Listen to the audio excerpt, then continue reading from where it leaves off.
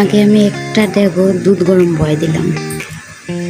দুধ গরম করিয়া ওই দিকে আমি আরও 5টা ডিম একটা একটা কইরা 5টা ডিম ভাঙ্গিয়া আমি 1 কেজি দুধ দিয়া 5টা ডিম দিয়া পুডিং বানাই। সাথে দিলাম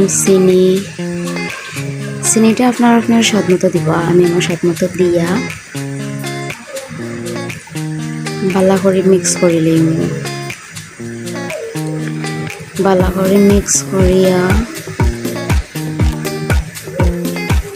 যাতে সুন্দর করে মিক্স করবা, যাতে ডিমের সাদা অংশগুলো গুটলি না দিয়ে থাকে আর কি। ওলা মিক্স করবা। স্বাদ মতো লবণ দিলে অনেকে লবণ দিই না, আমি আমার স্বাদ মতো লবণ দিলাম। তারপরে আমি ক্যারামেল বানাইতাম। ক্যারামেল বানার লাগে একটা লোয়ারের মধ্যে চিনি সামান্য পানি দিয়া বালা করে লাড়াচাড়া করিয়া, মানে একটা পারফেক্ট কালার আবার আগ পর্যন্ত লাড়াচাড়া করবো। যেই দেখুন আমার পুডিং ক্যারামেলের কালারটা আমার ঠিকঠাক মতো হয়ে গেছে গিয়া, নামাইয়া আলাদা একটা পাত্রে আমি কিছুক্ষণ লাগে সেট করার লাগে রাখি দিব।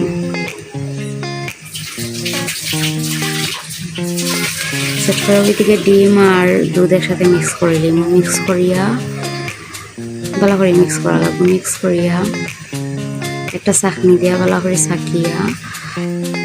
চাকিলাম লাগবো।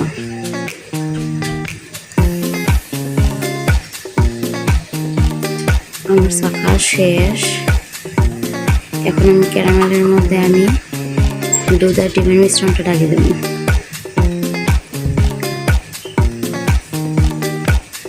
ডালিয়া ওইদিকে আমি আলাদা একটা পাত্রের মধ্যে সুতি একটা কাপড় দিয়া পানি বয়ে দিছি। পানিটা উতরানোর পরে হালকা একটু গরম হওয়ার পরে আমি টিফিন বাটিটা আমি বয়ে দেব।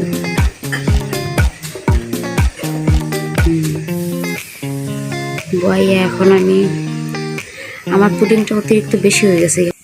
লাস্টে আমার পুডিংয়ের চেহারা দেখে সব কষ্ট বৃথা।